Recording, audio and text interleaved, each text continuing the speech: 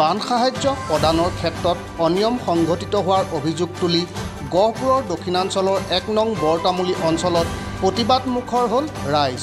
নীতি বন্ধ কৰক, নীতি বন্ধ কৰক, উচিত তদন্ত লাগিবই, উচিত তদন্ত লাগিবই।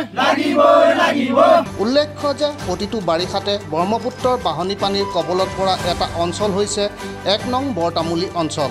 গহপুৰ সমজিলাৰ দক্ষিণাঞ্চলৰ বৰতামুলী গাঁও পঞ্চায়তৰ অন্তৰ্গত ১ নং ৱাৰ্ড তথা ১ নং বৰতামুলী অঞ্চল কিছুদিন পূৰ্বে ব্ৰহ্মপুত্ৰৰ বাঢ়নী পানীৰ কবলত পৰিছিল।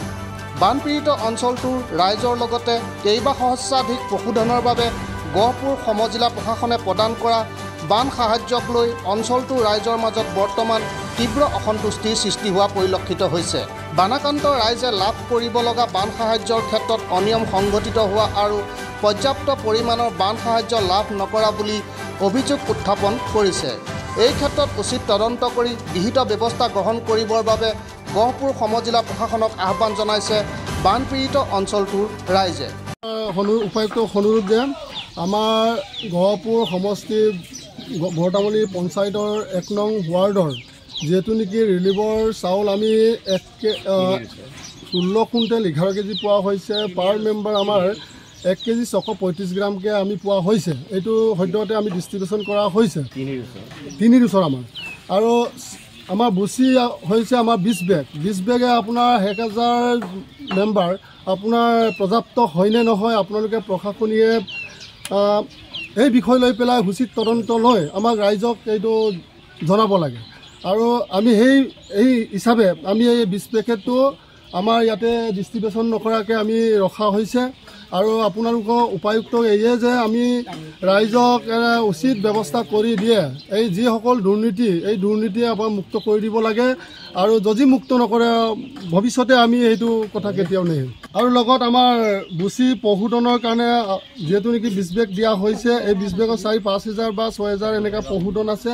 আৰু পশুধনটো 20 বেগ বুচিত আপোনালোকৰ পৰ্যাপ্ত হয়নে নহয় আৰু আপোনালোকে সেই 20 বেগটো সঁচাকৈ ৰাইজক দিয়া হৈছেনে নাই, এই তদন্ত আপোনালোকে উচিত তদন্ত কৰি দিব লাগে। আৰু উচিত তদন্তলৈকে আপোনালোকক অপেক্ষা কৰি থাকিম ৰাইজে। যিহেতু নেকি আমাৰ দিল্লী চৰকাৰ আৰু অসম চৰকাৰে যিটো বানপীড়িত অঞ্চলৰ কাৰণে যিটো চাউল আৰু বুচি যিখিনি আমি প্ৰাপ্য পাব লাগে, কিন্তু আমি এনেধৰণে প্ৰাপ্য পোৱা নাই। আমি 3 ডোচৰ বুলি পাইছোঁ, কিন্তু এজনত 1 কেজি কিমান 600 গ্ৰামকৈ পাইছোঁ। আৰু বুচি মাত্ৰ আমাৰ ইয়াত ইমান হাজাৰ গৰু ম'হ আছে আৰু ইমান হাজাৰ ওপৰত ঘৰ আছে, তাৰ মাত্ৰ মোটামুটি আমি 20 পেটি বুচি খাবলৈ সক্ষম হৈছোঁ। এইকাৰণে কৰ্তৃপক্ষক সমজিলাক এইটোৱে অৱগত কৰিব বিচাৰিছোঁ যে বিহিত ব্যৱস্থা কোন দুৰ্ভিক্ষৰ ভিতৰত সোমাই আছে, এইটো বিহিত ব্যৱস্থা তদন্ত কৰিবৰ কাৰণে ১ নং ৱাৰ্ডৰ ৰাইজে আপোনাক বিনম্ৰ অনুৰোধ জনাইছোঁ। নহ'লে ইয়াতকৈ আৰু আমি জংগী আন্দোলন হ'ব। SDOৰ ওপৰে যে আমি DC পৰ্যন্তলৈকে যোৱাৰ আমাৰ গোটেই সংকল্পবদ্ধ হৈছে।